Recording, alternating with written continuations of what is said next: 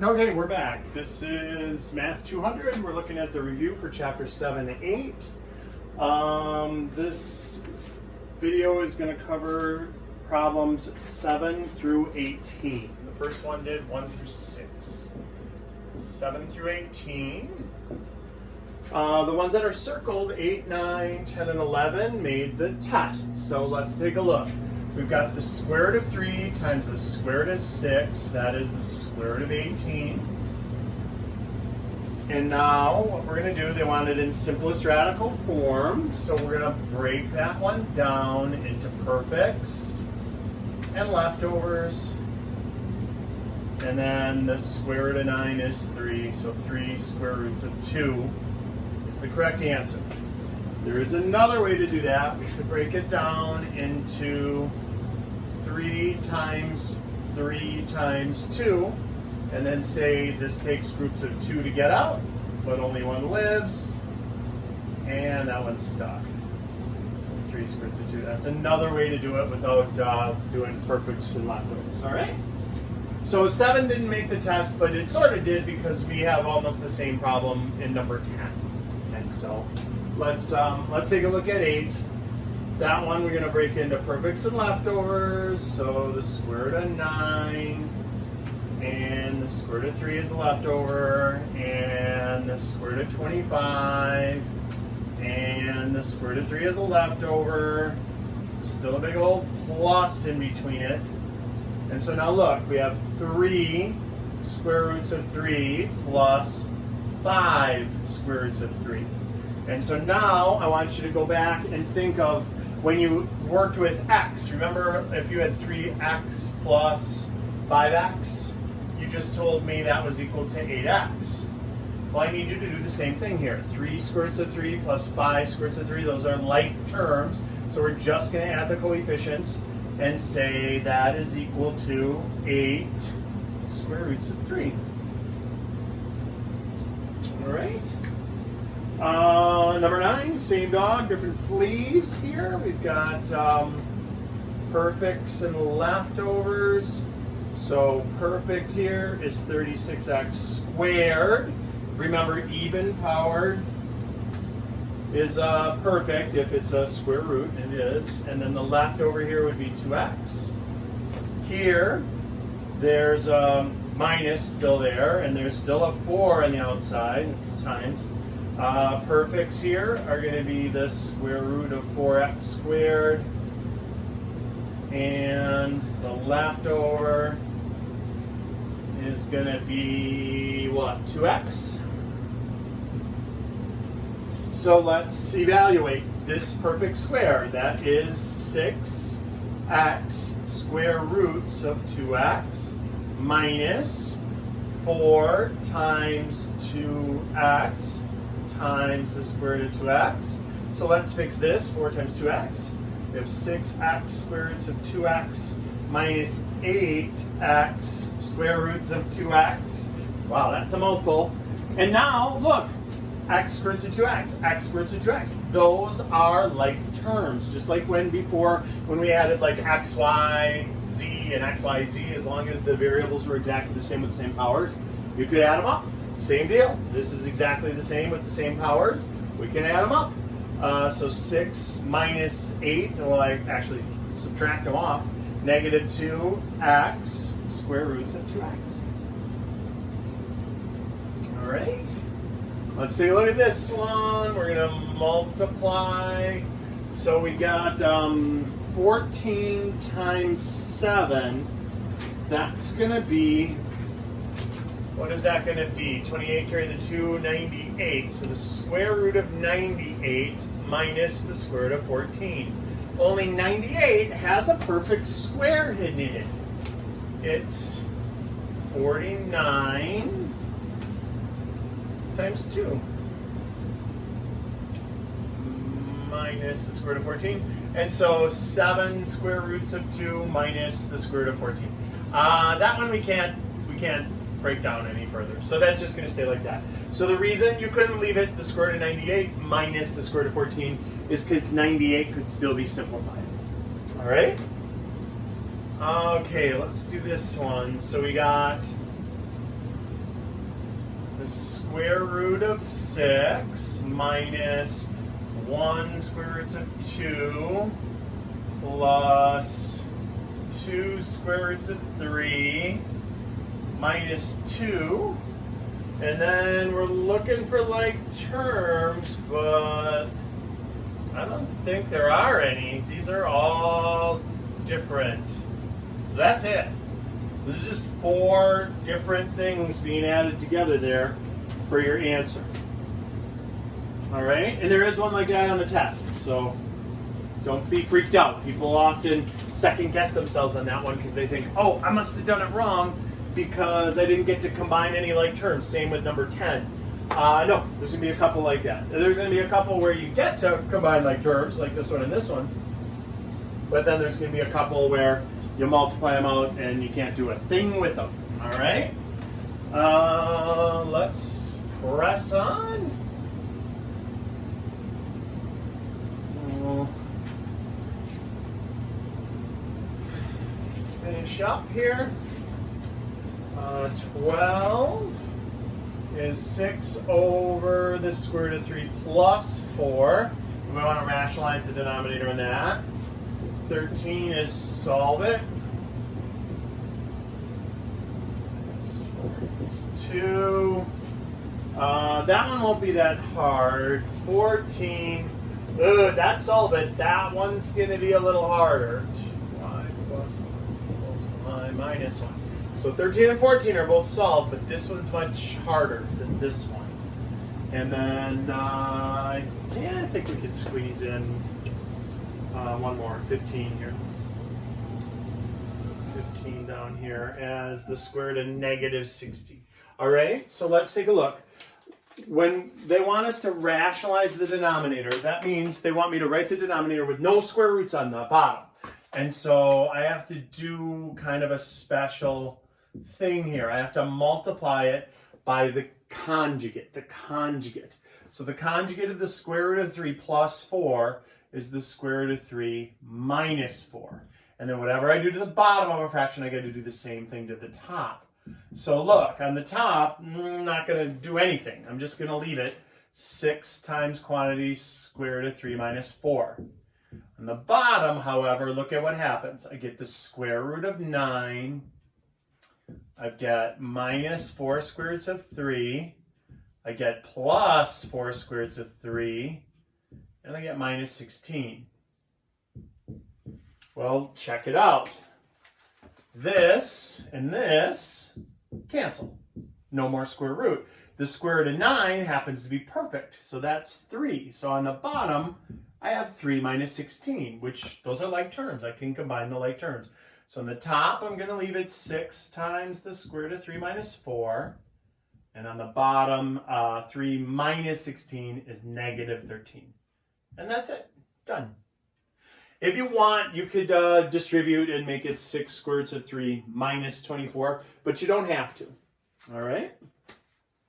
So, which ones are like on the test? There's one like 12, there's one like 13, there's one like 14, and there's one like 15. All right? So, let's do this one. First, we're switching gears now. From here, this was an expression, and now we're switching into equations. There's equals 2 signs, and then we're back to expressions with negative square roots. All right, so add 4. That isolates your square root. Now, why would we do such a thing? Well, let me show you. Because it's an equation, it's an equal sign with an equation, we can now square both sides. So if I square this side and square this side, I get to take out that square root. So the square root of 2x plus 4 squared is just 2x plus 4 and equals 36. And now, that's why I said, now this one is a lot easier than this one. This one's going to involve factoring to solve because I'm going to get a second degree equation. This one is a first degree equation. This goes back to week 1, all the way back to week 1. And so isolate the variable, 2x is equal to 32, and divide by 2. X is equal to 16. Now, whenever you square both sides, you should double check your answer, because a lot of times, not always, not 100% of the time, but a lot of times you'll get what's called an extraneous solution. A solution that doesn't work, usually involving a negative. So now look, 16 doubled is 32, plus 4 is 36. The square root of 36 is 6. 6 minus 4 is 2. So that does work. So you should always check your answer. Like on this one, we're going to get 2 answers, and I'm worried one of them might be extraneous. So let's take a look. We square that. We square that. So it's already isolated. The square root was isolated, so we didn't have to move stuff around like that one. It's equals. But here's the problem. This is why this one is harder. We get 2y plus 1 there. Yeah. But here we get y minus 1 times y minus 1. That's going to bump us into the second degree arena, right? Y squared minus y plus 1. And so now look at what we have. We have 2y plus 1 is equal to y squared minus 2y plus 1. Let's red rover everything over to the second degree part. So minus 2y, minus 1, minus 1.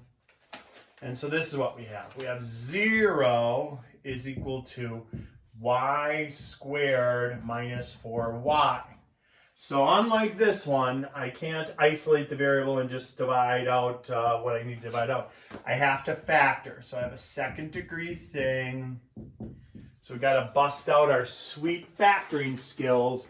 And again, you guys all did really good on that last test, so I'm hoping the factoring isn't going to hang you up. Factor out a y. So just GCF, greatest common factor, factor out a y. And now set these two things equal to 0. So we have y is equal to 0 and y minus 4 is equal to 0. Add 4. And we get y equals 4. And y equals 0. But one of these might be garbage. Let's see. If I put 0 in, 2 times 0 is 0. 0 plus 1 is 1. The square root of 1 is equal to 0 minus 1. This one failed. This one didn't work. Because look, on this side I get 1. But on this side, I get negative 1. That's not true. I told you it usually involves like a negative, a sign. So this one is garbage. That's extraneous. That is not a solution. 4 will likely work then. Usually there's only one extraneous solution. So let's see. 8 plus 1 is 9. The square root of 9 is 3. 4 minus 1 is 3. 3 equals 3. That one's good. That one's bad. All right. Okay. On the test, don't freak out about it. That would only be a 1-point deduction if you miss throwing away one of your answers on the test because of the extraneous solution. But I don't want you to lose any points. Okay. All right.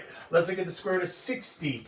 Because it's an even root and a negative, we have to do this. We have to insert an I squared for the negative. I squared, the imaginary number, squared multiplied by itself is equal to negative 1. That's called the complex number system. And it's been around for a long time. So now let's break it into perfects and leftovers. What do I have that's perfect that's in 60? So 6 and 10, not candidates, because neither one of those are perfect. 2 and 30, neither one is perfect. 4 I squared, and then in the leftover, 15. And then, so this, when simplified, is 2i square roots of 15. And that's our answer. All right? And so that is the imaginary number. And now 16, 17, and 18 all deal with imaginary numbers. So let's take a look at those.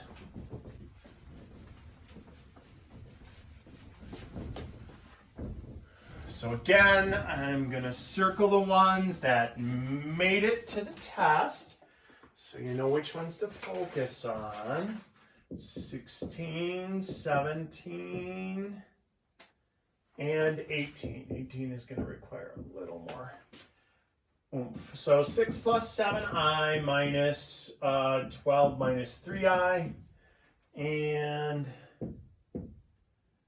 3 plus 4i times 2 plus 5i, and 7 minus I over 2 minus I.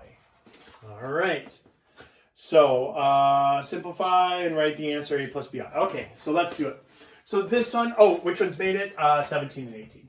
16 didn't make the test, but, oh, shoot, and it's pretty easy. So do the distributive property, and then just combine like terms. So we just say, okay, well, 6 and negative 12 is negative 6, and 7i and 3i is 10i, and done. Unfortunately, that one didn't make the cut. All right, let's do this.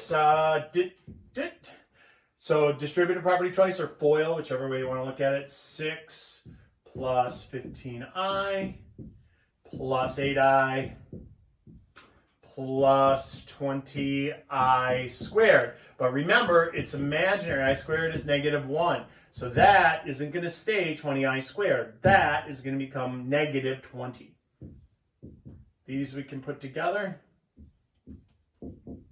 That becomes 20 times negative 1, which is negative 20, which now can go with the 6. So I can now combine those as like terms. So negative 14 plus 23i. Now, when you're doing the online assignment, they are really serious about that a plus bi stuff. You have to write it negative 14 plus 23i. For my test, I don't care if you write 23i minus 14. Either way, it's the same thing. All right, so let's take a look at that. I don't want an imaginary on the bottom, so I'm going to have to multiply by a conjugate again, just like on the first page. To get rid of that square root, we did a conjugate. To get rid of this imaginary, we're going to do a conjugate. And whatever we do to the bottom, we do the same thing to the top. So I caution you, over my career, I've seen this mistake happen a lot because those are kind of similar to each other. I've seen students go 2 plus I on the bottom and 7 plus I on the top. It's got to be the same thing twice. And it's generated off of the bottom thing. So we want to fix the bottom so there's not an imaginary. All right, so the top is going to end up messed up. 14 plus 7i minus 2i minus I squared. But remember, I squared is equal to negative 1, so I'm going to replace that with a negative 1 in a minute. 4 plus 2i minus 2i minus I squared. All right, and that's going to be a negative 1. So now look, we can combine like terms. So we got 14 plus 5i minus negative 1 over 4, those cancel, minus negative 1. All right, so now look at what we get. We get 14 plus 5i plus 1 over 4 plus 1. So now we combine up like terms. 15 plus 5i all over 5. Uh-oh, SpaghettiOs.